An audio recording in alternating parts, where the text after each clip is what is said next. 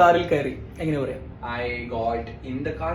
Yes, I got in the car അല്ലെങ്കിൽ got into അങ്ങനെ പറയാം. I got into the car. I got into the car ഞാൻ അങ്ങനെ ഉപയോഗിക്കാറ്. I got into the car.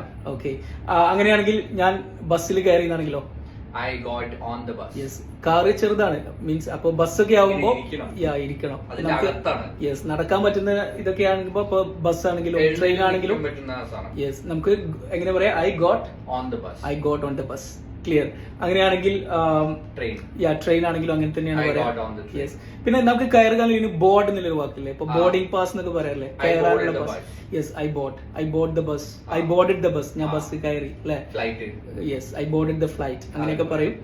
അതുപോലെ തന്നെ ഇപ്പൊ ഞാൻ ബസ്സിലാണെങ്കിൽ I am in the bus ആണോ I am on the bus ആണോ? Yes, I am on the bus. കാറിലാണെങ്കിൽ I am in the car. Okay, അതുപോലെ തന്നെ ഇപ്പൊ നമ്മൾ പറയും കാറിലേക്ക് കയറി എന്ന് പറയും, get in the car please. അത് അധികം ആൾക്കാർക്ക് അറിയാത്തൊരു ഫ്രേസ്. അത് എങ്ങനെയാ? Please get in the car. ഇനി നിങ്ങൾ ചെയ്യേണ്ടത് ഇപ്പൊ ഞാൻ ബൈക്കിൽ പോവാം, അപ്പൊ നീ ബൈക്കിൽ കയറുന്ന എങ്ങനെ ഇംഗ്ലീഷിൽ പറയാം അത് കമന്റ് ചെയ്യാം. പിന്നെ ഞാൻ വന്നത് ബസ്സിലാണ്, അതെങ്ങനെയാ പറയാനും ഇവിടെ കോമന്റ് ചെയ്യാം. ഇനി നിങ്ങൾക്ക് ഈസി ആയിട്ട് ഇംഗ്ലീഷ് സംസാരിച്ച് പ്രാക്ടീസ് ചെയ്ത് പഠിക്കണം. ഞങ്ങളുടെ പേഴ്സണൽ ട്രെയിനേഴ്സ് നിങ്ങളെ പ്രാക്ടീസ് ചെയ്ത് ഇംഗ്ലീഷ് പഠിപ്പിക്കും. 2 മാസം, ഒരു ദിവസം 1/2 മണിക്കൂർ. മുകളിൽ പോവാ, ബയോ വാട്സ്ആപ്പ് ലിങ്ക് ഉണ്ട്. 2 മാസം കൊണ്ട് നമുക്ക് ലാംഗ്വേജ് സെറ്റ് ആക്കാം. Thank you.